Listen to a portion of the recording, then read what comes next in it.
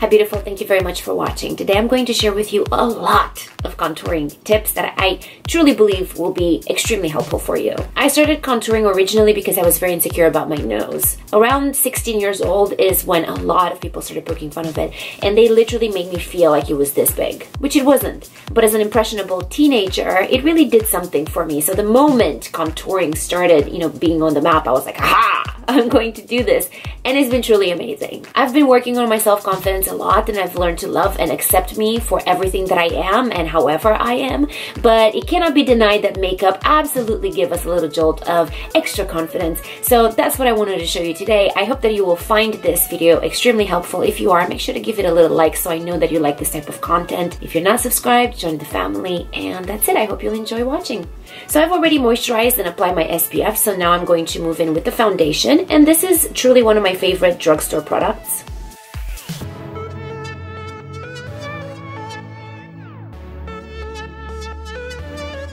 On a different note, I actually made a video about how to avoid cakey foundation with some pretty unique tricks that I'm willing to bet most of us are not doing. So I'll link it in the description. I hope you like it. A little dab of concealer just to lighten the dark under eyes. I will not be applying this on my forehead and chin and drag it down simply because I don't want a heavy look today. And you'll see what I do instead. So now that our foundation is on, let's talk about contouring. Contouring or sculpting is about elevating your bone structure. It's essentially all about your face shape. Now, it is said that the ideal face shape is oval. Now, I don't want to get into it because I really believe that all face shapes are perfect and they're beautiful and there's a reason why we have them and they're all different. But nonetheless, if we think of the oval shape, that will actually enable us to figure out where to properly contour if we choose to do so. So imagine an oval over your face, like so. And anything outside that oval can be contoured. When you're contouring, you can make your forehead appear smaller, your cheekbones stronger and sharper, your nose thinner, your jawline more accentuated, while making your bottom lip look bigger. Now, I've seen some girls applying contour over the top lip right here, the Cupid's bow. I frankly believe that if you don't apply at least some highlighter over it, it's just going to look muddy and dirty. But nonetheless, yes, all these things can be done with contouring. If you have oily skin, cream-based contour products are probably not going to be a good fit for you, so powder ones will be better to look into. On the other hand, if you have dry skin, powder ones are going to make things worse. They're essentially going to emphasize any dryness and any flakiness, and if you have any fine lines on your face, that powder is just going to creep right into it and accentuate everything. So for you, typically speaking, creamy products will be a better alternative. Now, the fun part about makeup in general is that there are no real rules set in stone. Generally speaking though, in terms of contour, it is advised not to use powder contouring before your foundation, simply because that's going to make your face look a little cakey. But who's to say that you cannot put your cream contour before your foundation? After your foundation, maybe top it off with some bronzer, maybe top it off with some powder contouring. All you have to do is just experiment and figure out what works best for you, and then just do that. I personally find powder products to be a little bit more easy to work with, therefore more beginner friendly, so that is what I'm going to work with today. Now let me show you how to properly create that definition. I'm going to use the Guys Face Effects Contour Powder Collection. This is what it looks like. I love the way it says, sharper face, smarter value. Most of us, when we get started, to identify that cheekbone line, we typically purse our lips and we suck our cheeks, and it's kind of like a fish face like this. But if you know anything about me, you know that I am against repetitive facial movements because over time they will accentuate the appearance of fine lines. So I don't recommend doing it like that. Instead, I have a much better and far more precise method, and here it is. What you're going to do is you're going to imagine a line from the tip of your ear to the corner of your mouth. There is the outline of your cheekbone, and instead of dragging it all the way from one side to the other because that will look disproportionate, you're going to stop at the center of the pupil as you're looking straight.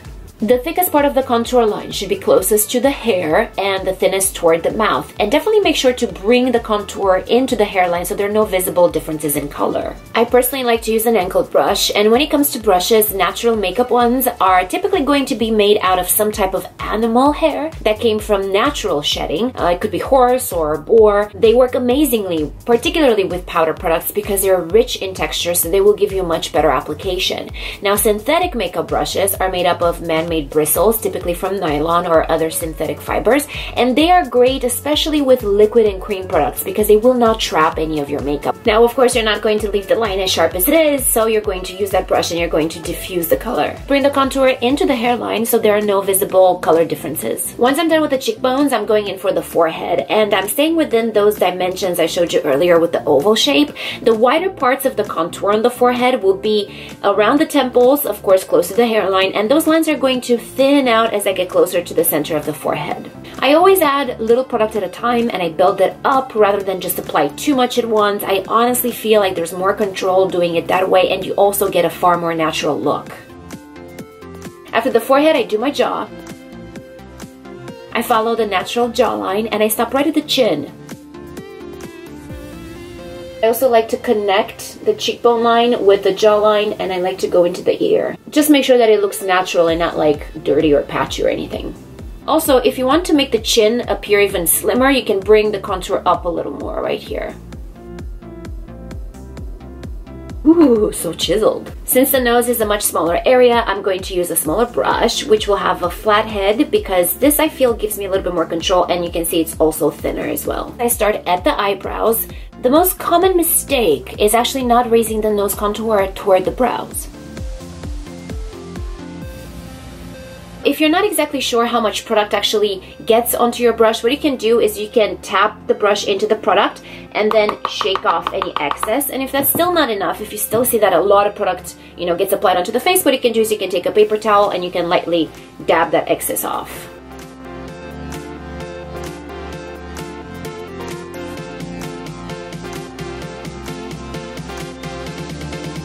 If you want the nose to look a little more lifted, then you can apply some at the tip. Also, if you want the nostrils to look smaller, you can contour them as well. For the illusion of a more prominent bottom lip, I also apply contour at the center and feather it outward. I don't typically bring it all the way to the outer corners of the mouth because my mouth is already pretty wide and I don't want to accentuate that even more. Next up, I use this light effect powder, which is like a highlighter because it's meant to emphasize your bone structure, except it doesn't have any shimmer in it. It's basically like a few steps up from a setting powder, if you will. I apply this at the brow bone, at the center of the forehead, right above the 11s of the eyebrows. I bring it down on the bridge of the nose, set the concealer with it as well, dab a little bit on the center of the chin, and then right below the contour line because this will really create dimension and depth.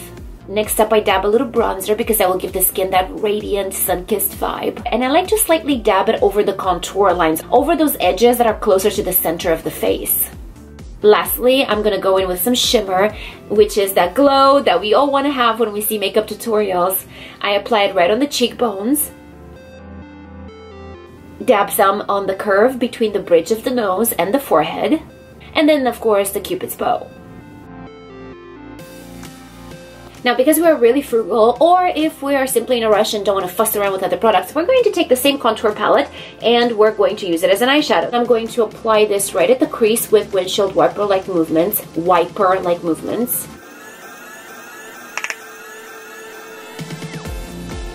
And then I'm going to take the brush that I used to apply that highlighting effect powder at the brow bone. I'm going to use it to taper outward this darker contour shade.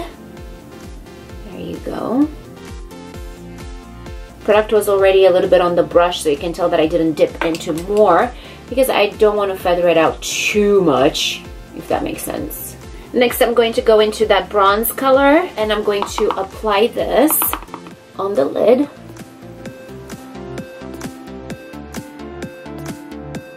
Now I'm adding the same bronzer underneath the lower lashes.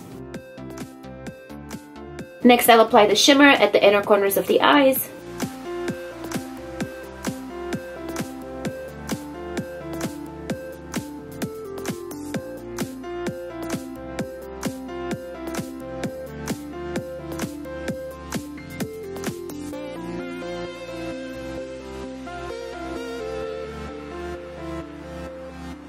The advantage that you have if you're blonde and fair-skinned is that you can actually use the same contour color to fill in your brows.